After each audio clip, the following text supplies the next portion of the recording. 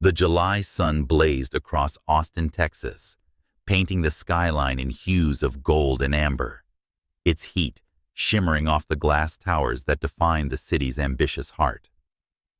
From the 50th floor of Caldwell Innovations, Ethan Caldwell stood before floor-to-ceiling windows, his silhouette merging with the sprawling city below.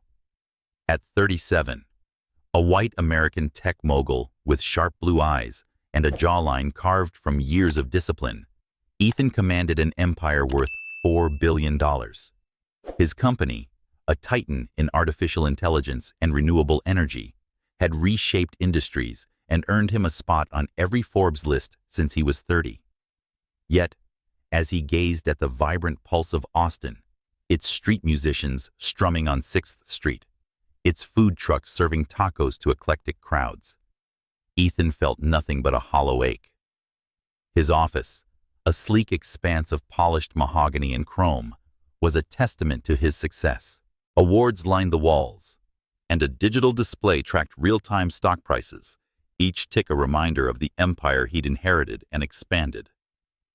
But the man staring back from the glass was a stranger, his face etched with lines not of age, but of distrust. 5 years ago, Lauren, his fiancée, had shattered his world. He'd found her in their Manhattan penthouse, tangled in sheets with his business partner, her laughter cutting deeper than her confession. "I never loved you, Ethan. I loved what you could give me." The betrayal had built walls around his heart, thick as the steel in his skyscraper, and he'd vowed never to let anyone close again. "Mr. Caldwell," Mia's voice crackled through the intercom, pulling him from his thoughts. His assistant, a sharp-witted Latina in her late 20s, who'd risen from intern to indispensable confidant, spoke with her usual efficiency. "Sophia Grant is here for your 11 o'clock. Ethan's jaw tightened. Another woman, another calculated smile. Sophia, the daughter of a Texas senator, was the latest in a parade of suitors his mother, Eleanor, deemed perfect. Harvard-educated, poised, and polished, Sophia was a fixture in Austin's elite circles. Her name whispered at galas from Zilker Park to the Driskill Hotel. But Ethan knew her type, beautiful, ambitious, and drawn to the glow of his wealth like moths to a flame. "Send her in," he replied, his voice flat, devoid of warmth. The door opened, and Sophia entered, a vision in a tailored emerald dress that hugged her frame. Her blonde hair fell in perfect waves, and her smile was practiced, designed to charm. "Ethan," she said, her voice a melodic drawl, "you look as commanding as ever." She extended a manicured hand, her eyes scanning him for an opening. He barely glanced at her, gesturing to a leather chair. "Sophia, sit." She perched precisely, crossing her legs, her gaze never leaving him. "I would like to discuss dinner. A new place in South Congress, a farm-to-table restaurant, is exclusive." Her words were a calculated invitation, laced with the promise of status. Ethan's fingers grazed a contract on his desk, his focus elsewhere. "I'm busy," he said, cutting her off. Her smile faltered, but she pressed on. "Tomorrow, then? Or a weekend at my family's ranch in Hill Country? The views are breathtaking." "I'm not interested." The words were sharp, final. Sophia's composure cracked, a flicker of hurt in her green eyes. "Your mother said you were selective, but I thought—" She trailed off, searching for a foothold. Ethan stood, moving to the window, his back to her. "This meeting is over." The click of her heels echoed as she left, the door closing with a soft thud. Silence settled, heavy and familiar. Ethan's phone buzzed, a text from Eleanor. "Sophia's perfect for you, darling. Don't let her slip away." Perfect. The word tasted bitter. Every woman his mother championed, senators' daughters, tech heiresses, charity gala stars, was perfect on paper, interchangeable in their pursuit of his name, wealth, and power. None saw him, the man beneath the billions.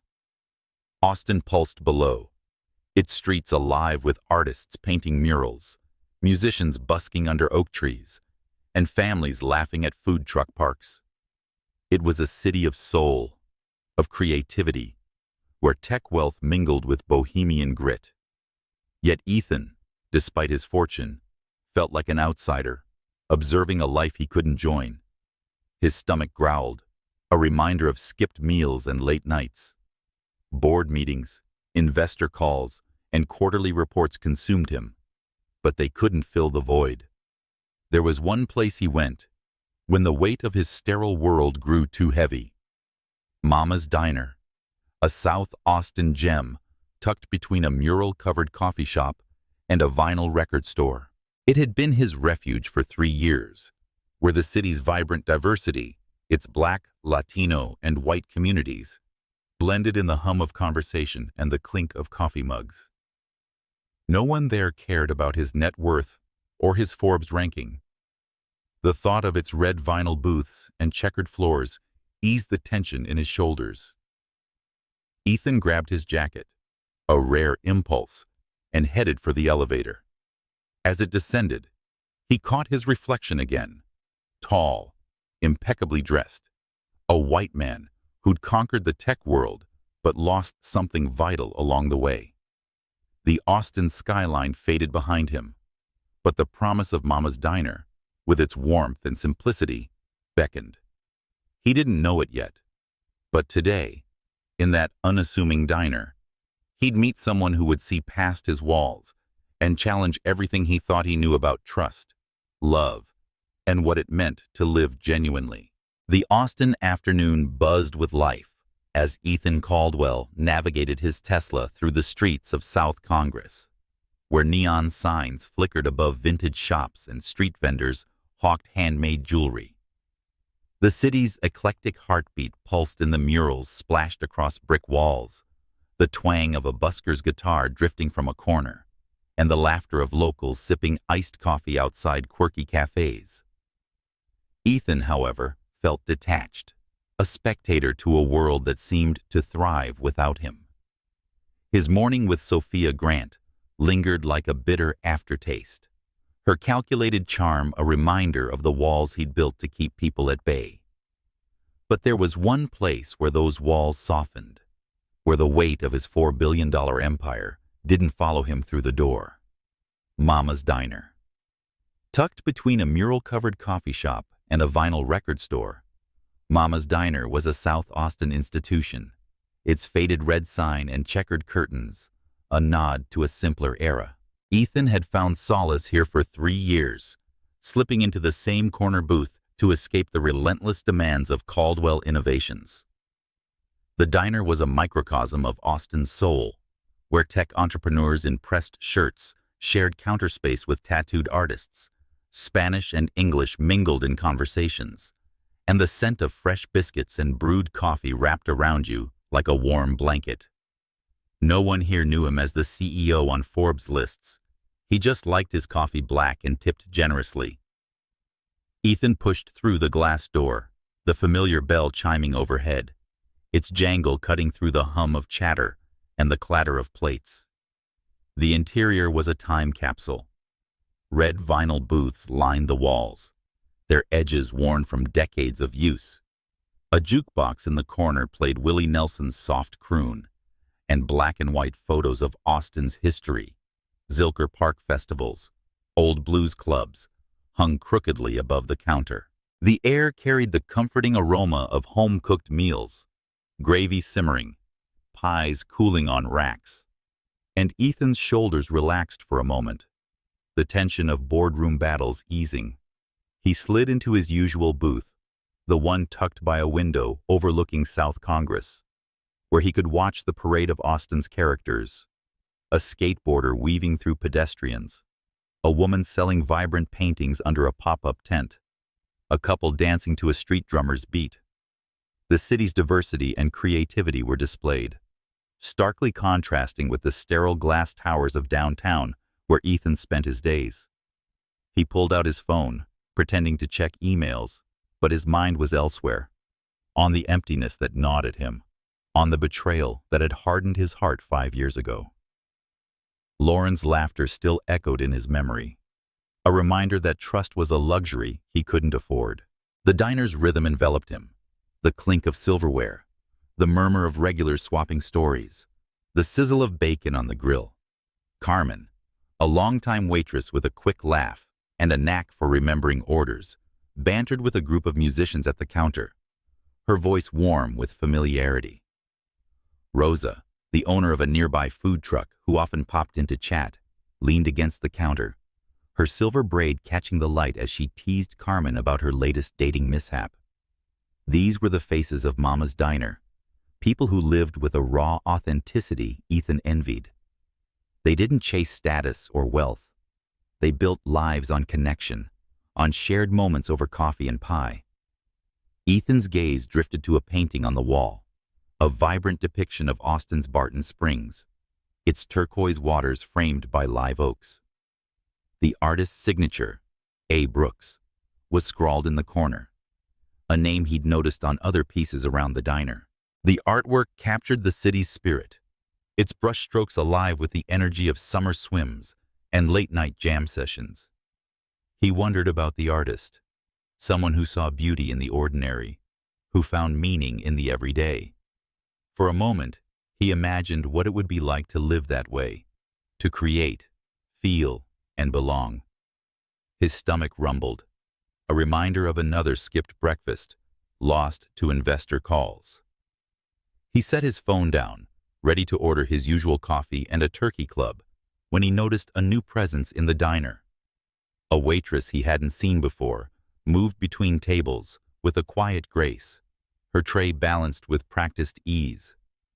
Her dark hair was pulled into a loose bun, and her smile lit up the room, drawing nods and grins from regulars.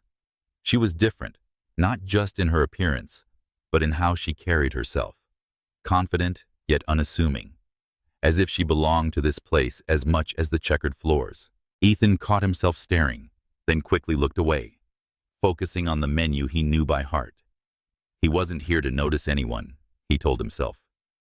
Mama's Diner was his escape, not a place for connections that could unravel him. Yet something about the waitress's presence tugged at him, a spark of curiosity he hadn't felt in years. The bell chimed again as a new customer entered, and the diner's hum continued, oblivious to the shift in Ethan's world. Outside, Austin pulsed with life, its street art, music, and people weaving a tapestry of stories he'd never dared to join. But today, as he sat in his booth, Ethan sensed that something, or someone, was about to pull him out of the shadows and into the light. The late afternoon light filtered through the windows of Mama's Diner, casting a warm glow across the red vinyl booths and checkered floors. Outside, South Austin hummed with its usual rhythm, street vendors hawking handmade bracelets, a guitarist strumming a soulful tune near a taco truck, and couples strolling past murals that splashed color across weathered brick. Inside, the diner was a haven of clinking mugs and murmured conversations, the air rich with the scent of fresh coffee and sizzling burgers. Ethan Caldwell sat in his corner booth, his phone untouched on the table, his usual pretense of checking emails abandoned. The weight of his morning, Sophia Grant's calculated smile, his mother's insistent texts, lingered. But the diner's familiar comfort dulled the edge of his discontent. He glanced at the painting of Barton Springs on the wall, its vibrant hues capturing Austin's wild heart. The signature, A. Brooks, stirred his curiosity again, a fleeting distraction from the hollow ache he carried. The bell above the door chimed, signaling another customer. But Ethan barely noticed, his thoughts adrift in the monotony of his guarded life. Then a voice, smooth as honey, with a faint southern lilt, broke through his haze. "Coffee. Black?" it asked, warm and unhurried. Ethan looked up, and the world seemed to pause. Standing beside his booth was the waitress he'd noticed earlier, her presence like a spark in the diner's cozy glow. Her dark hair was swept into a loose bun, a few strands framing her face, and her eyes, deep brown with flecks of gold, held a warmth that felt like sunlight after a storm. Her apron, tied over a simple black shirt, was smudged with flour, and her smile was genuine, free of the polished artifice Ethan had grown to expect. She held a coffee pot with practiced ease, her gaze meeting his with a quiet confidence that caught him off guard. In a city where everyone seemed to want something from him, status, access, power, this woman seemed to see only the man in the booth. She added, "Rough day, huh?" She tilted her head slightly, her tone teasing but kind. Ethan blinked, unaccustomed to such casual engagement. The diner's staff had respected his silence for 3 years, taking his order and leaving him to solitude. Her question, simple as it was, felt like an invitation to exist beyond his walls. "Something like that," he managed, his voice rougher than intended. Her smile widened, revealing a dimple that made his chest tighten inexplicably. "Well, good coffee fixes most things. And if it doesn't, we've got pie. Best in Austin." She poured his coffee, the dark stream steady and precise, and Ethan found himself watching her movements, the way her fingers curled around the pot, the subtle grace in her posture. He said, "I don't eat pie," the words slipping out before he could stop them. She raised an eyebrow, undeterred. "Everyone eats pie, hun. They don't know it yet." Her voice carried a playful challenge, and Ethan felt the urge to smile for the first time in years. "I'm Amara, by the way," she said, setting the pot down. "Been wondering when you'd look up from that phone long enough to notice me." The directness of her words stunned him. No one in his world spoke like that. No agenda, no pretense, just unfiltered honesty. "You've been wondering about me?" he asked. His tone caught between surprise and curiosity. Amara leaned against the booth, her eyes sparkling with mischief. "Of course. You've been coming here forever. Same booth, same order, same look like you're carrying the world's weight. Makes a girl curious." Her gaze softened, and Ethan felt something shift inside him, a crack in the armor he'd worn since Lauren's betrayal. He said, "I'm not that interesting," deflecting, but his voice lacked its usual edge. Amara's laugh was soft, like the strum of a guitar outside. "Now that's where you're wrong. It's where everyone's got a story. The question is, are you brave enough to tell it?" Before he could respond, another customer called her name, a regular, an older man with a cowboy hat, waving for a refill. Amara squeezed Ethan's shoulder lightly, a gesture so simple, yet so electric, it sent a jolt through him. "Be right back," she said, moving away with that same effortless grace, her laughter trailing as she bantered with the customer. Ethan stared after her, his coffee untouched, the warmth of her touch lingering on his shoulder. How had he missed her all this time?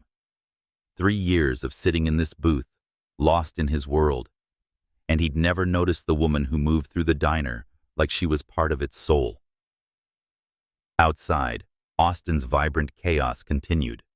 A street artist sketching a portrait, a group of students dancing to a busker's beat, but inside, the diner felt like a universe, and Amara was its center.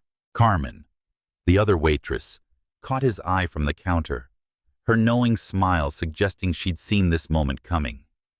Ethan sipped his coffee, its bitterness grounding him, and realized he was smiling, a slight, unfamiliar curve of his lips. Amara's words echoed in his mind. Everyone's got a story. For the first time since Lauren, he wondered if he might be ready to share his, if only to the woman whose warmth had already begun to unravel the threads of his isolation. The bell chimed again, and Ethan's gaze followed Amara as she greeted a new customer, her presence a quiet promise that his world was about to change. The lunch rush at Mama's Diner was in full swing, a symphony of clattering plates, laughter, and the sizzle of burgers on the grill. Outside, South Austin pulsed with its eclectic charm.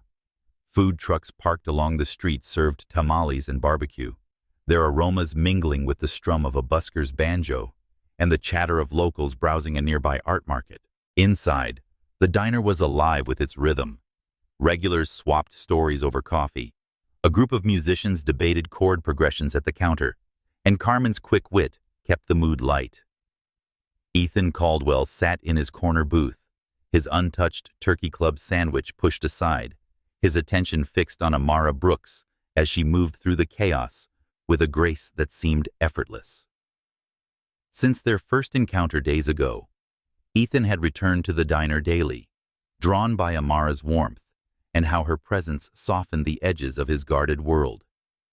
Today, she wove between tables, balancing a tray of coffee mugs and plates of pie, her smile bright as she bantered with a family of tourists. Her apron was smudged with ketchup, and a stray lock of hair fell across her forehead, but she carried herself with a quiet confidence that made the diner feel like home. Ethan watched her, his usual detachment replaced by a growing curiosity. How did she make every interaction feel personal, as if each customer were the only one in the room? The bell chimed as a new customer entered, a wiry man in his 40s with a faded army jacket and eyes that darted nervously. Ethan recognized him as a regular, always sitting alone with a cup of black coffee, his hands fidgeting. Amara greeted him warmly. "Hey, Marcus, your usual spot's open," she said, guiding him to a booth near the jukebox. Marcus nodded, his shoulders tense, but Amara's voice seemed to steady him. She poured his coffee, her movements deliberate, and leaned in to say something that made him smile. Ethan marveled at her ease, the way she navigated the diner's diverse crowd, students, artists, retirees, with equal care. But as the lunch rush peaked, the atmosphere shifted. Marcus suddenly clutched his chest, his breathing rapid and shallow, his eyes wide with panic. He stumbled from his booth, knocking over his mug, the crash silencing the diner's hum. "Call 911, a customer shouted, but Amara was already moving, dropping her tray with a clatter and kneeling beside Marcus. "Hey, Marcus, look at me," she said, her voice calm and commanding, cutting through the chaos. "You're okay. It's just a panic attack. What's your name?" James, he gasped, his hands trembling. "Okay, James," Amara said, her tone steady as she placed her hands gently on his shoulders. "I'm Amara. Breathe with me, all right? In through your nose, out through your mouth." She demonstrated slow and measured breaths, and Marcus mirrored her, his gasps slowing. The diner watched, transfixed, as Amara guided him through the attack with a competence that spoke of experience. She said, "You're doing great, James," her eyes never leaving his. "Just keep breathing." Ethan sat frozen, his coffee growing cold, struck by the quiet strength in Amara's actions. There was no panic in her, no hesitation, just a calm resolve that turned a crisis into something manageable. Within minutes, paramedics arrived, their boots heavy on the checkered floor. Amara stepped back, brushing her knees, her face flushed but composed. The diner erupted in applause, but she waved it off shyly. "Show's over, folks," she called, picking up a coffee pot. "Who needs a refill?" Her nonchalance was disarming, but Ethan noticed a slight tremor in her hands, a faint pallor beneath her warm skin tone as she leaned against the counter for a moment longer than necessary. She returned to his booth, refilling his cup with that steady pour. "That was incredible," Ethan said, his voice low with admiration. Amara shrugged, but a blush crept up her cheeks. "Just Tuesday," she said, her tone light. "Marcus comes in sometimes. PTSD from his army days. Crowds can set him off. Ethan studied her, searching for the source of her calm. "How'd you know what to do?" he asked. Her smile faltered, a shadow crossing her face. "Life teaches you things," she said quietly, "sometimes the hard way." The cryptic response hung between them, and Ethan sensed a deeper story behind her words. He noticed how she pressed a hand to her lower back, a subtle wince she tried to hide. "You okay?" he asked, his concern genuine. She said quickly, her smile returning, though it seemed forced and had just been on my feet too long. "You want that pie yet?" She deflected with ease, but Ethan couldn't shake the feeling that something was off, a fatigue in her eyes and careful movements. Before he could press further, Carmen called her to the counter, and Amara moved away, her laughter brightening the diner again. Ethan watched her go, his mind racing. Amara was unlike anyone he'd met, not just her warmth, but her ability to face a crisis gracefully, to see and meet people's pain with compassion. Outside, Austin's vibrancy continued, a street artist painting a mural of Stevie Ray Vaughan, a group of dancers swaying to a salsa beat. But inside, Amara was the pulse of the diner, her presence weaving through the crowd like a melody. Ethan felt a pull toward her, wanting to know the story she guarded so carefully. For the first time in years, he tried to step beyond his walls, to see where this spark might lead. The evening air hung heavy with the promise of rain, gray clouds rolling over Austin as the city's vibrant pulse softened into dusk. South Congress glowed with string lights strung across patios, where locals sipped craft beers and street musicians played soulful covers of Lucinda Williams. Inside Mama's diner, the dinner rush had faded, leaving a quiet hum of conversation and the clink of dishes being stacked. The jukebox spun a gentle Emmylou Harris tune, its notes blending with the scent of cooling pies and fresh coffee. Ethan Caldwell sat in his corner booth, his usual turkey club untouched, his gaze fixed on Amara Brooks as she wiped down tables with a methodical grace. Since witnessing her calm handling of Marcus's panic attack days ago, Ethan had returned to the diner each evening, drawn by her warmth and the mystery behind her guarded eyes. The restaurant felt intimate tonight, its red vinyl booths bathed in the soft glow of overhead lights. Amara moved with her usual ease, but Ethan noticed a slight slowness in her steps and a faint tension in her shoulders as she paused to rub her wrist. Her resilience fascinated him, but so did the glimpses of vulnerability she tried to hide. He wanted to know her, not just as the waitress who brightened his days, but as the woman whose strength seemed to carry a hidden cost. Amara caught his stare and flashed a teasing smile. "You're gonna wear out that booth, hun," she said, sliding into the seat across from him, a rare break in her shift. Her apron was folded neatly beside her, and she wrapped her hands around a mug of tea, stealing its warmth. "Don't you have a fancy office to run?" Ethan set down his coffee, a faint smile tugging at his lips. "Fancy offices get old. This place feels real." Her eyes softened, and the diner's hum faded momentarily, leaving the two in their small circle of light. "Real, huh?" Amara said, her voice playful but curious. "What does that mean to a guy like you?" Ethan hesitated, unused to such directness. In his world, conversations were layered with strategy, every word a chess move, but Amara's honesty disarmed him. "It means no one's trying to impress me here," he said. "No one's chasing something I can give them." Her gaze held his, searching, and he felt exposed in a way that both unnerved and thrilled him. "What about you?" he asked, turning the question back. "What's your story, Amara?"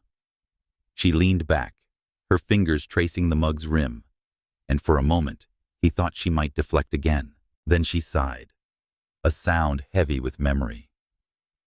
"I came to Austin 5 years ago," she began, her voice soft but steady from Atlanta. "I was an artist, I studied at Spelman and painted portraits that tried to capture people's souls. I thought I had everything: art, love, a future. But love has a way of breaking you. She paused, her eyes distant. I was with someone who promised forever, but drained me instead. Controlling, manipulative. I lost myself trying to hold on to him. When it ended, I had to leave everything: my studio, friends, my old life, to find out who I was again. Ethan listened, his chest tightening at the pain in her voice. He saw the strength it took to rebuild, to start over in a new city. Austin was my fresh start, she continued, her gaze drifting to the Barton Springs painting on the wall, signed A. Brooks. This city's got a heartbeat. It's music, art, and people. It welcomed me when I had nothing. I teach art classes now at the community center. Kids, seniors, and anyone who wants to paint. This girl, Lila, mixes colors like she's inventing new worlds. Keeps my soul alive. The diner, she gestured around, pays the bills. Her words painted a picture of resilience, but Ethan sensed the weight she carried. "You're an artist," he said, his voice low with admiration. "That painting on the wall, it's yours." Amara nodded, a shy smile breaking through. "Yeah, Mama lets me hang them here. Says they class up the joint." Ethan glanced at the canvas, its vibrant strokes capturing the city's spirit. "It's beautiful," he said. "You see things most people miss." Her smile faded slightly, and she looked at him, really looked at him. "So do you. When you let yourself." The air between them thickened, charged with unspoken understanding. Ethan felt an urge to share, to match her vulnerability. "5 years ago, I thought I knew what love was," he said, the words spilling out before he could stop them. "Her name was Lauren. She was everything I thought I wanted. Bright, beautiful, perfect on paper. We were engaged. Then I came home early one day and found her with my business partner. She laughed when I confronted her. Said she never loved me, just what I could give her." His voice hardened, but Amara's steady gaze softened the edges of his pain. "I've been running from that ever since." Amara reached across the table, her hand brushing his, a fleeting touch that sent warmth through him. "That's not running," she said. "That's surviving. But you can't survive forever without letting someone in." Her words hit like a quiet truth, and Ethan felt the first crack in his walls widen. Outside, thunder rumbled, and rain began to patter against the diner's windows, sealing them in this moment. While wiping down the counter, Carmen glanced over with a knowing smile, her friendship with Amara a silent anchor in the room. Ethan held Amara's gaze, her eyes reflecting the diner's glow, and something more profound, perhaps hope, or the promise of a story yet to be written. "Why do you stay here?" he asked. "You could be anywhere, painting, showing your work." Amara's smile was wistful. "Sometimes you have to leave everything behind to find what matters. Austin gave me that. A place to be me, not what someone else expects." As she stood to resume her shift, Ethan knew he was falling, not just for her, but for the possibility of a life less guarded, one where he might finally belong. The late afternoon sun dipped low over Austin, casting long shadows across South Congress, where food trucks glowed with neon signs and street artists painted vibrant murals under the watchful eyes of passers-by.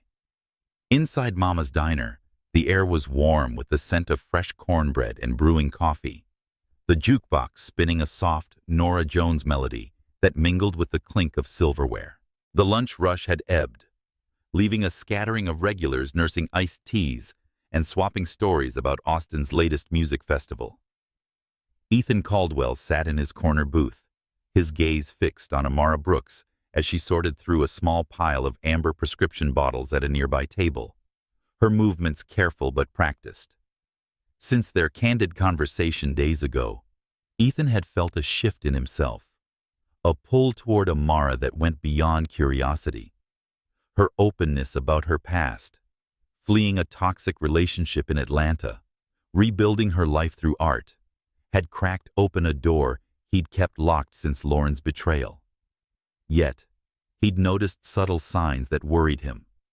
The way Amara pressed a hand to her lower back after a long shift, the faint tremor in her fingers when she thought no one was watching. Today, Ethan's unease grew as she capped a bottle and tucked it into her purse. The labels were turned away, but the clinical shape of the bottles told him they weren't vitamins, despite her earlier claims. Amara caught his stare and offered a quick smile, but it didn't reach her eyes. She said she saw me in my health nut phase, sliding into the booth across from him with a mug of chamomile tea. Her apron was folded neatly beside her, and she rubbed her wrist absently, a gesture Ethan had come to recognize. "You're staring again, hun." "Something on my face?"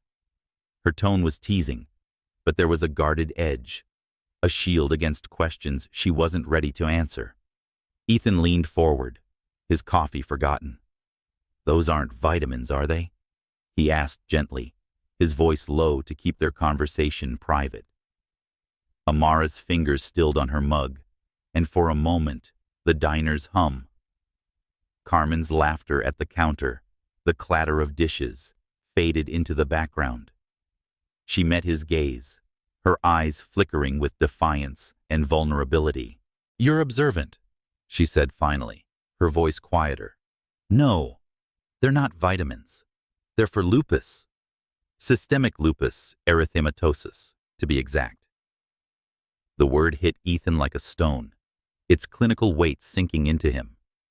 He'd heard of lupus and knew it was serious, but the reality in Amara's life was a jolt. "What does that mean for you?" he asked, keeping his tone steady despite the tightening in his chest. Amara sighed, her fingers tracing the mug's rim. "It means my immune system's a traitor. Attacks my own body, joints, skin, sometimes organs. I get tired, like bone-deep tired. Joint pain, rashes, and nausea from the meds. Some days I'm fine, can work a full shift and teach my art class. Others, I can barely get out of bed." She paused, her gaze drifting to the window where South Austin buzzed with life. A street vendor selling handmade candles, a couple dancing to a busker's fiddle. The meds help, steroids, immunosuppressants, but they come with a cost. Hair loss, weight gain, feeling like I'm wading through fog. I've been managing it for years, but it's been tougher lately. Flares come out of nowhere. Her voice was matter of fact, but Ethan caught the undercurrent of fear, the weight of a battle fought in silence. "Why didn't you tell me?" he asked, his voice soft but urgent. Amara's smile was bittersweet. "Because I saw that look in your eyes just now. That worry. I don't want to be the sick girl, Ethan. I don't want pity, or to be someone's project." Her words stung, not because they were harsh, but because they were honest. Ethan reached across the table, his hand hovering near hers, hesitant. "It's not pity," he said. "I care about you. I want to understand." Amara's eyes softened, and she let her hand rest near his, their fingers brushing. "I know you do," she said. "But caring comes with a price. I've lost people before, friends, my ex, because they couldn't handle this. It's not just about me being sick. It's the uncertainty, how it changes plans, dreams, everything." Her voice wavered, and she looked away, focusing on a painting on the wall, her own, a vivid depiction of Austin's Zilker Park, alive with festival lights. "I came to Austin to rebuild, to be more than my illness. But it's always there, like a shadow. Ethan's heart ached at her words, at the strength it took to carry that shadow while lighting up the diner with her smile. "You're not just your illness," he said firmly. "You're the woman who calms a man in a panic attack and paints this city like a love letter. You're Amara." She looked at him, her eyes glistening, and the walls between them seemed to crumble for a moment. "You make it sound simple," she said, a small laugh escaping her. "It's not, but I want to believe you." Before he could respond, Carmen called from the counter, waving Amara to help with a new customer. Amara stood, smoothing her apron, but paused to squeeze Ethan's shoulder. "Thanks for listening," she said, her touch lingering, warm and grounding. As she moved away, Ethan watched her, his mind racing. The diner's warmth, the hum of Austin outside, its music, art, and resilient spirit, felt like a backdrop to the woman rewriting his world. Amara's lupus was a reality he couldn't ignore, but neither could he forget the pull he felt toward her, a connection that made him want to face her shadows alongside her. The Austin skyline glittered under the early evening sun, its glass towers reflecting the city's ambition as food trucks along Guadalupe Street served up brisket tacos and live music spilled from bars on Rainy Street. Inside the sleek boardroom of Caldwell Innovations, tension crackled like static. Ethan Caldwell sat at the head of a polished mahogany table, facing 12 board members whose expressions ranged from skeptical to openly hostile. Quarterly reports lay scattered like evidence in a trial, their numbers a silent accusation. Ethan's tie felt like a noose. His usual command was overshadowed by thoughts of Amara Brooks. Her lupus diagnosis, guarded strength, and smile made his world feel less hollow. Victor Hayes, a silver-haired board member with a reputation for ruthless ambition, leaned forward, his eyes cold. "Profits are down 5%, Ethan," he said, his voice sharp as a blade. "You missed the Henderson merger's final meeting after losing 3 major deals to competitors. Your focus is elsewhere." The accusation hung heavy, and Ethan's jaw tightened. Victor wasn't wrong. Since Amara's revelation about her illness, Ethan's days had been consumed by visits to Mama's diner, by conversations that lingered in his mind long after he left her side. The boardroom, once his domain, felt like a foreign land. Ethan countered that the Henderson deal was overpriced, his tone steady but clipped. "Walking away saved us from a bad investment. Our third-quarter projections are still above industry standards." Victor's smile was thin, predatory. "Barely. Your father built this company with an unwavering focus. He didn't let distractions derail progress." The mention of his father, Thomas Caldwell, stung like a fresh wound. Thomas had been a titan, turning a garage startup into a $4 billion empire. But he died alone at his desk, his heart giving out surrounded by contracts, not family. Ethan inherited his drive and ghost, a legacy that demanded everything. Margaret Whitfield, a longtime board member with a sharp mind and a softer demeanor, spoke up. "Ethan, we've watched you grow this company. You're brilliant. But lately—" She sighed, her eyes kind but firm. "Your absence is felt. The board is concerned." Ethan's phone buzzed in his pocket. A call from his mother, Eleanor, no doubt pushing another match with Sophia Grant, the senator's daughter she deemed perfect. He ignored it, but the weight of corporate familial expectations pressed harder. "Are you suggesting I step down?" he asked, his voice low. Victor's eyes gleamed. "A leave of absence, temporary, to refocus on what matters." The words were smooth, but the threat was clear.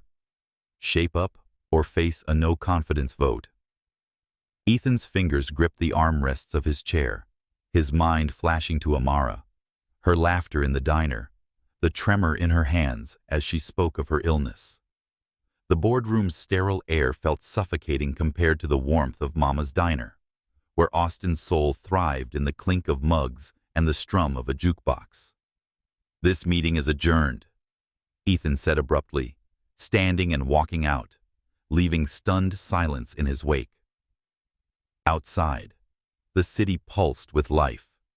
Couples strolled hand in hand past murals of Texas wildflowers, and a street performer played a saxophone under a string of fairy lights. Ethan drove through the streets, his Tesla a quiet cocoon, but his thoughts were loud. The board's ultimatum echoed: refocus or lose everything his father built. Thousands of jobs, groundbreaking innovations, and a legacy etched in steel and glass all rested on him. Yet, as he passed a vibrant art installation near Zilker Park, he thought of Amara's paintings, her Barton Springs canvas, capturing the city's heart. She was reshaping his priorities, making him question what success truly meant. His phone buzzed again. Eleanor. He answered, bracing himself. "Ethan," Victor called. She said, her voice polished with old Texas money. "You walked out of a board meeting. What's going on?" Ethan gripped the steering wheel, the city blurring past. "I'm handling it, Mother." Her tone sharpened.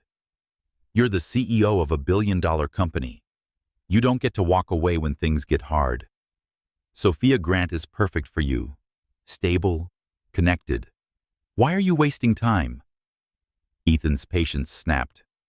"I don't care about Sophia or her connections. I'm not interested." A pause. "Your father would be disappointed," Eleanor said, her words a dagger. "He built that company for you, for our family." Ethan's stomach twisted. Thomas had sacrificed everything: time with his wife, moments with his son, for Caldwell Innovations. But Ethan wasn't his father. Dad would say, "Focus on the business," he said, his voice tight. But I'm not sure he was right. He ended the call, his heart pounding, and turned toward South Congress, Mama's diner, as if drawn by an invisible thread. Through the diner's windows, he saw Amara moving between tables, her smile bright despite the faint strain in her posture. The bell chimed as he entered, and heads turned. His tailored suit and quiet intensity stood out among the diner's casual crowd. Wiping down the counter, Carmen gave him a knowing nod, her loyalty to Amara evident in her protective glance. Ethan slid into his booth, the familiar scent of coffee and cornbread grounding him. Amara approached, her eyes warm but curious. "Twice in one day?" she said, pouring his coffee. "You must love our meatloaf." Ethan managed a small smile, but his turmoil must have shown. "Rough day?" she asked, her tone softening. He nodded, the board's ultimatum weighing heavily. "You could say that." Amara studied him, her gaze piercing yet kind. "Want to talk about it?" she asked, sliding into the seat across from him. Ethan hesitated. The diner's warmth, Austin's heartbeat in its music and art, urging him to open up. The board, his mother, and his father's legacy demanded his focus, but Amara's presence made him want to choose something real. Thunder rumbled over Austin, the sky bruised with dark clouds as rain lashed against the windows of Mama's diner. South Congress was quiet, its usual vibrancy, street musicians strumming under fairy lights, vendors selling handmade ceramics, muted by the storm. Inside, the diner was a warm haven, its red vinyl booths glowing under flickering lights, the jukebox silent for once, replaced by the rhythmic patter of rain. The last customers had hurried into the night, leaving Ethan Caldwell alone in his corner booth, nursing a cold cup of coffee. Amara Brooks stacked chairs on tables, her movements steady despite the faint strain in her posture, a reminder of the lupus she'd revealed days ago. Ethan had been coming to the diner every evening, drawn by Amara's warmth and how she saw through his carefully constructed walls. Tonight, the boardroom's ultimatum, refocus or face a no-confidence vote, lingered like a shadow, but the diner's simplicity soothed him. Amara glanced over, catching his gaze. "We're closed," she called, her voice teasing as she wiped down a table. Most people would take that as a hint. Ethan leaned back, a faint smile breaking through his tension.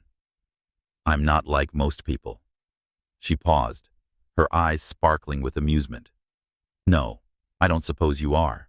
The diner's lights flickered as thunder cracked, plunging the room into darkness before a backup generator hummed to life, casting a soft glow.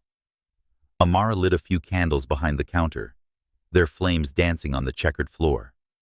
She slid into the booth across from Ethan, her hands wrapped around a mug of tea, her apron discarded. "All right, mystery man," she said, her tone half playful, half challenging. "What's got you staring into that coffee like it holds all the answers?" Ethan hesitated, the storm outside mirroring the turmoil within. Unlike the calculated dance of his corporate world, her directness urged him to open up. "It's work," he said finally, his voice low.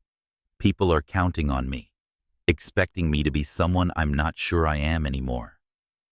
Amara tilted her head, her eyes searching his. "And who's that?" Ethan's fingers tightened around his mug.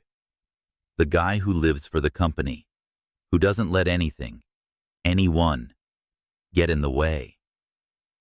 Her gaze softened, but she didn't look away. "Sounds lonely," she said. The word hit like a quiet truth, and Ethan felt his defenses waver. "Maybe it is," he admitted. "What about you?" "You carry a lot, Amara. That illness, it's not just a shadow." She sighed, her fingers tracing the mug's rim, the candlelight catching the gold flecks in her eyes. "No, it's not," she said. "Lupus is unpredictable. Some days I'm painting with my art class, laughing with kids like Lila, feeling alive. Others, I'm so tired I can't hold a brush. The meds, steroids, immunosuppressants, they keep me going, but they mess with me. Nausea, joint pain, and this fog in my head. Last week, I had to cancel a class because I couldn't get out of bed. My body's fighting me, and I'm fighting back, but I don't always win." Her voice was steady, but a tremor betrayed her fear. Ethan's chest tightened at her words, at the strength it took to face such uncertainty. "How do you do it?" he asked. "Keep going, keep smiling, like it's just another day?" Amara's smile was small and wistful. "Because I don't take time for granted. 5 years ago, I thought I had forever when I left Atlanta. Lupus taught me otherwise. Every good day is a gift. Every moment I can paint or make someone laugh. It's mine." She paused, her gaze locking with his. "But it's hard, Ethan. I'm scared of becoming a burden, of losing the people I care about because they can't handle this." Her vulnerability struck him, a mirror to his fear of betrayal. "You're not a burden," he said firmly. "You're the strongest person I've ever met." Amara's eyes glistened, but she shook her head. "Strength doesn't mean I'm not afraid. I push people away because it's easier than watching them leave." Ethan reached across the table, his hand covering hers, warm and steady. He said, "I'm not going anywhere," the words surprising him with their certainty. Her fingers curled around his, and the storm outside faded momentarily, leaving only their shared truth. In locking up the register, Carmen glanced over with a warm smile, her loyalty to Amara a quiet presence. "You two okay over there?" she called, her voice light but protective. Amara laughed softly, breaking the tension and spilling my soul. "Carmen, no big deal." Carmen winked, her friendship a steady anchor. Outside, Austin's spirit endured the storm, its murals glowing under streetlights, its music a faint echo in the rain. Amara squeezed Ethan's hand, her voice soft. You're trouble. You know that? Making me talk like this. Ethan smiled, his heart lighter than it had been in years. Sounds kind of trouble, I hope. As the candles flickered, he knew this night had changed him, binding him to Amara in a way he couldn't fully grasp. The midday sun blazed over Austin, bathing South Congress in a golden haze, as food trucks served migas and live music drifted from a nearby patio, where locals swayed to a soulful jazz riff. Mama's Diner was packed with its usual eclectic crowd, tech workers in button-downs, artists sketching on napkins, and families laughing over plates of pancakes. The air hummed with the clatter of dishes and the scent of fresh biscuits, a slice of Austin's vibrant heart. Ethan Caldwell sat in his corner booth, his coffee untouched, his mind replaying Amara Brooks's candid words from their storm-lit conversation.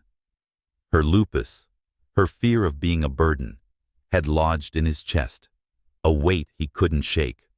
Yet, her strength, her ability to light up the diner despite her pain, only deepened his pull toward her. Amara moved through the lunch rush with her usual grace, balancing trays of iced tea and burgers, her smile bright as she bantered with regulars. Ethan noticed the subtle signs he'd come to recognize. A slight wince as she reached for a plate and paused to steady herself against a table. She'd been open about her illness, but seeing her push through it made his admiration grow, and his worry. Working the counter, Carmen kept a watchful eye on Amara, her quick laugh masking a protective concern. The two women shared a bond forged in years of shared shifts. Carmen's single mother resilience, a quiet complement to Amara's quiet strength. The diner's rhythm faltered when Amara suddenly froze mid-step, a tray slipping from her hands. The crash of breaking plates silenced the room, and she swayed, her face pale, her breath coming in sharp gasps. Before Ethan could reach her, she collapsed, her body convulsing on the checkered floor. "Call 911!" Carmen shouted, dropping to her knees beside Amara, her hands steady as she checked her pulse. Ethan was there instantly, his heart pounding, his voice tight. "Amara, hold on." The diner's crowd parted, a hush falling as Carmen directed a regular to flag down the ambulance.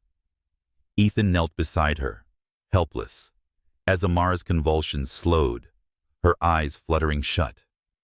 Paramedics burst through the door, their efficiency cutting through the chaos. "Lupus flare," Carmen told them, her voice firm despite the fear in her eyes. "She's been pushing too hard." They lifted Amara onto a stretcher, and Ethan followed, his world narrowing to the woman who'd become his anchor. At St. David's Hospital, the fluorescent lights cast harsh shadows in the emergency room, starkly contrasting with the diner's warmth.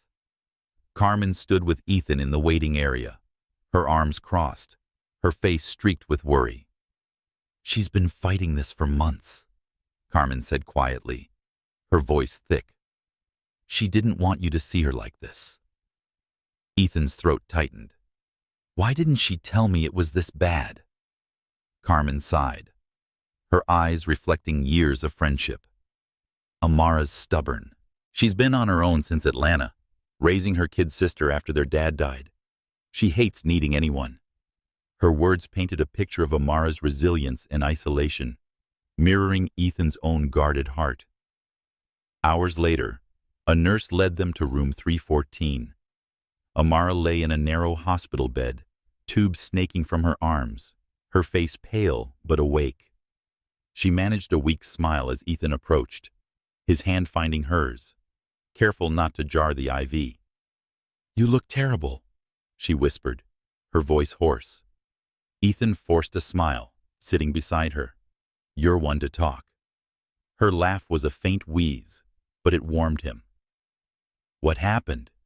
he asked, his voice soft but urgent. Amara's eyes dimmed. "Bad flare. My kidneys are struggling. The doctor says I'll need dialysis soon, maybe weeks." The words hit Ethan like a physical blow, the reality of her illness crashing down. "What does that mean?" he pressed, dreading the answer. "She said it means I'm running out of time to pretend I'm fine," her gaze dropping. "They're adjusting my meds, but it's not a fix, just a delay." Ethan squeezed her hand, his heart racing. "We'll figure it out. Treatments, specialists, whatever you need." Amara shook her head, her eyes fierce despite her weakness. "I don't want your money, Ethan. I don't want to be your project." Her words stung, echoing her fear of becoming a burden. "It's not about money," he said, his voice breaking. "It's about you. I love you, Amara." The confession slipped out, raw and unguarded, and her eyes widened, tears welling. "You can't," she whispered. "I'm falling apart. You've got a company, a life. I'll ruin it." "No," Ethan said firmly. "You're the best thing in my life." But Amara pulled her hand away, her voice trembling. "You don't get it. I'm not a safe bet. You should choose yourself, your company, and your future." Ethan's chest ached, her words clashing with his need to stay by her side. He said, "I'm not walking away," but she shook her head, tears streaming down her face. "Please, Ethan, don't make this more complicated." Standing quietly by the door, Carmen touched Ethan's shoulder, her eyes soft and understanding. "She needs rest," she said, guiding him out. As Ethan stepped into the humid Austin night, the city's vibrancy, its streetlights glowing, its music faint in the distance, felt distant. Amara's plea to choose himself warred with his love for her, a love that refused to let go. The hospital's sterile chill lingered, but so did the memory of her hand in his, fragile yet vital, a reminder that some fights were worth facing, no matter the cost. The Austin morning shimmered with a soft haze, the city waking to the strum of acoustic guitars on South Congress and the aroma of breakfast tacos from food trucks parked near vibrant murals. The air felt heavy inside Ethan Caldwell's penthouse office at Caldwell Innovations, and the sleek chrome and glass starkly contrasted with Mama's Diner's warmth. Ethan sat at his desk, staring at a resignation letter he couldn't bring himself to sign, the board's ultimatum: refocus or face a no-confidence vote, echoing in his mind. Amara Brooks's collapse and her plea to choose himself over her lingered like a wound. Her hospital bed, a vivid image he couldn't shake. The city outside pulsed with life, but Ethan felt trapped, torn between duty and love. The door opened without a knock, and Eleanor Caldwell entered, her tailored silk blouse and silver hair a picture of old Texas elegance. Her eyes, usually sharp with authority, held a rare softness, shadowed by worry. "You look terrible," she said, settling into the leather chair across from his desk, her voice carrying the weight of a mother who'd watched her son unravel. Ethan managed a wry smile. "Good to see you too, Mother." Eleanor's lips twitched, but her gaze was piercing. "Victor Hayes called. He's rallying the board against you, and there are rumors. Hospital visits, a waitress." "Ethan, what's happening?" Ethan leaned back, his fingers drumming on the desk. The city's vibrancy, artists painting under oak trees, musicians jamming at Zilker Park, felt distant, a world he longed to join with Amara. "Her name's Amara," he said, his voice steady but raw. "She's not just a waitress. She's everything. She's sick, Mother. Lupus. It's serious, and she thinks she'll ruin me. But I love her." The words spilled out, unguarded, and Eleanor's expression shifted from skepticism to something more profound, a recognition that softened her features. For a long moment, she was silent, her hands folded tightly in her lap. Then she spoke, her voice low, laced with regret. Your father would have hated this. Thomas would have said you're throwing away his legacy for a woman you barely know. Ethan's jaw tightened. The memory of his father's relentless drive, building an empire at the cost of family, stinging. I know, he said, but I'm not him. Eleanor's eyes glistened, and she leaned forward, her composure cracking. Good. Because your father was wrong about a lot of things. Ethan blinked, caught off guard. Eleanor's gaze drifted to the window, where Austin's skyline glowed with possibility. I wanted to be a musician, she said softly. Piano, jazz mostly. I played in smoky clubs in Houston before I met your father. But he needed a wife who fit his world. Galas, boardrooms, not dive bars. I gave it up for him, you, and the family legacy. And when he died at that desk, alone, surrounded by papers instead of us, I realized I'd traded my soul for his empire. Her voice trembled, a confession decades in the making. Ethan stared at her, seeing his mother not as the polished matriarch, but as a woman who'd buried her dreams. Why didn't you tell me? He asked. Eleanor's smile was sad, genuine. Because I wanted you to have what I didn't, a life beyond duty. Empires crumble, Ethan. Companies rise and fall, but love, real love, that's what lasts. I watched your father choose work over us, and I won't watch you do the same. She reached across the desk, her hand covering his, warm and steady. Go to her before it's too late. The words struck like lightning, clearing the fog of his indecision. Ethan stood, his heart pounding with purpose. Thank you, he said, his voice thick. Eleanor nodded, her eyes bright with unshed tears. Don't let her go, son. Ethan grabbed his jacket and headed for the elevator, leaving the resignation letter behind. As he drove through Austin's streets, the city's soul enveloped him. Street art blooming with color, musicians playing for tips, families laughing over picnics at Lady Bird Lake. It was a city of resilience, of second chances, and Ethan felt it urging him toward Amara. He reached her apartment complex in East Austin, a modest building with balconies overlooking a courtyard where children played, their laughter mingling with the distant strum of a guitar. Amara had been discharged from the hospital that morning, and Ethan's pulse raced as he climbed the stairs to apartment 3B. He knocked, then used the key she'd given him, a gesture of trust that had meant more than any boardroom deal. Inside, the apartment was small, but alive with light, its walls covered with Amara's paintings, vibrant scenes of Austin's music festivals, riverbanks, and people. An easel stood on the balcony, holding a half-finished portrait of a man with kind eyes. Her father, Ethan guessed, from her stories. Amara stood at the easel, painting with careful strokes. Her frame was fragile, but her focus was fierce. Sunlight caught the gold flecks in her eyes, and Ethan's breath caught at her beauty, undimmed by illness. You're supposed to be resting, he said softly, stepping onto the balcony.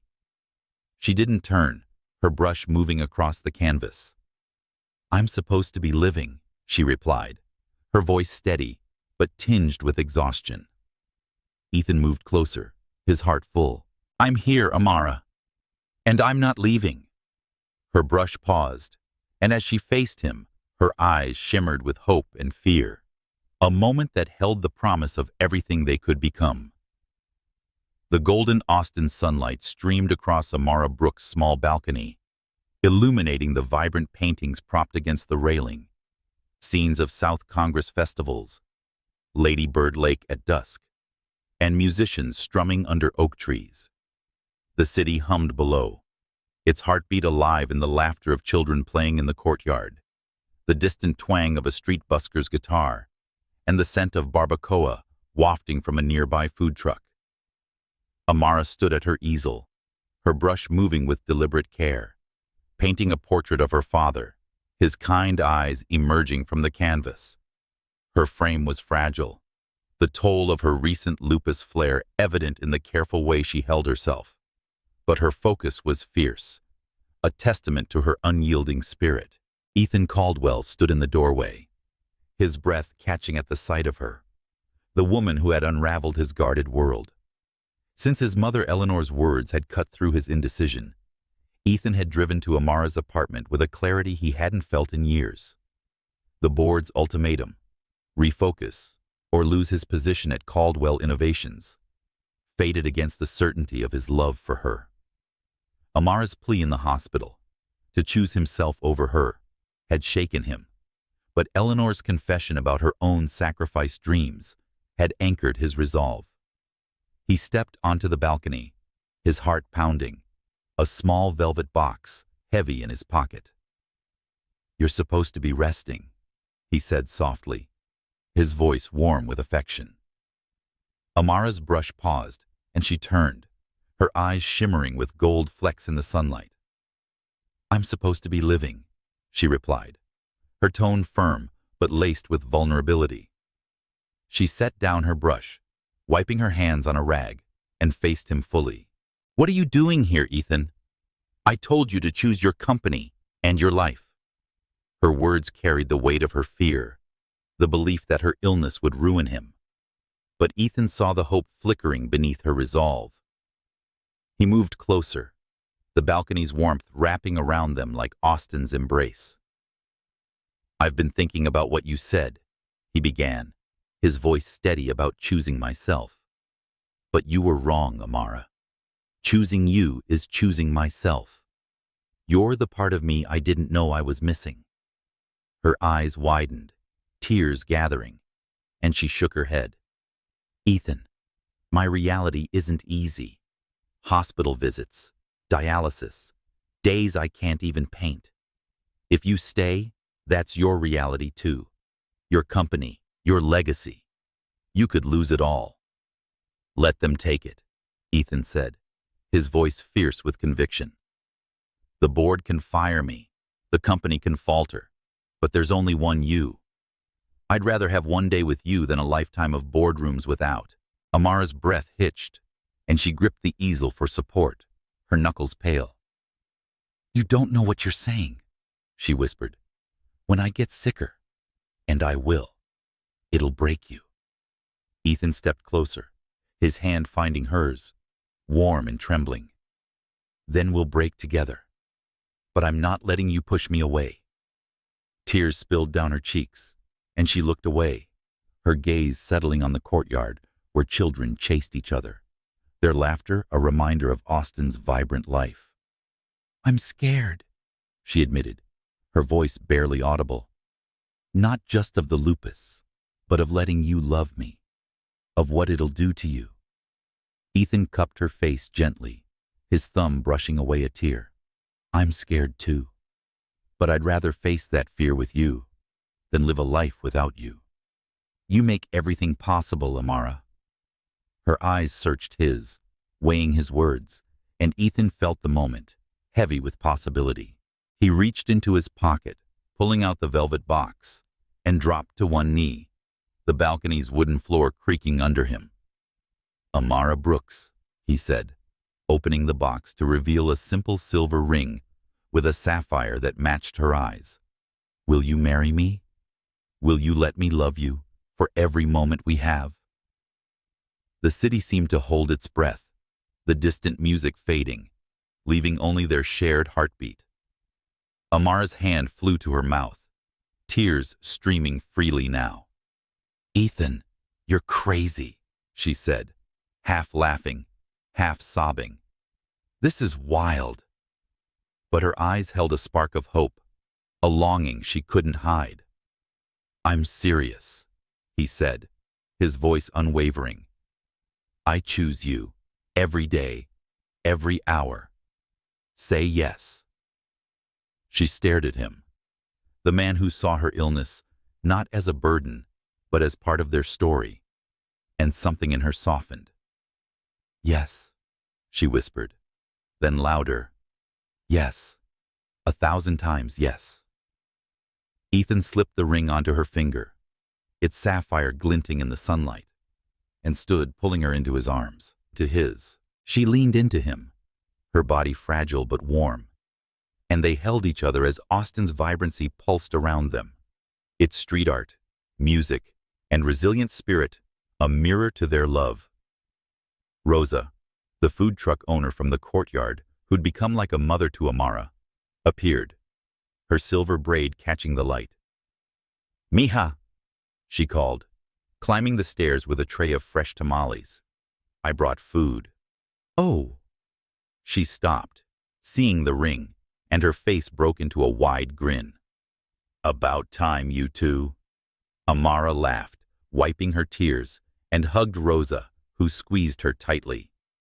"He better treat you right, or he answers to me," Rosa said, her eyes twinkling as she sized up Ethan.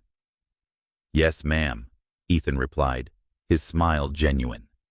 As they shared tamales on the balcony, the city's heartbeat enveloped them, a promise that love, however uncertain, was worth every risk. The late spring sun bathed Austin in a golden glow, casting dappled light through the sprawling oak trees behind Mama's diner. The garden, a hidden gem tucked off South Congress, was alive with Texas wildflowers, bluebonnets and Indian paintbrush swaying in the breeze, mingling with the scent of blooming jasmine and Rosa's homemade tamales. A small crowd gathered, their laughter blending with the strum of a guitarist playing a soulful rendition of Austin by Blake Shelton. Amara Brooks stood radiant in a simple white dress, its soft cotton flowing like a river, her sapphire ring glinting as she adjusted a flower crown woven with daisies. Ethan Caldwell, in a linen suit with rolled-up sleeves, couldn't take his eyes off her, his heart full as they prepared to exchange vows in the place where their love had begun. 6 months had passed since Ethan's proposal on Amara's balcony, which had rewritten his world.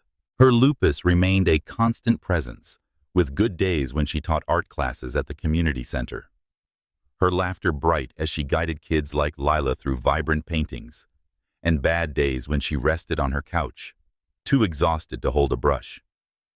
Ethan had been there for every moment, cooking breakfast on shaky mornings, sitting in comfortable silence when words were too much.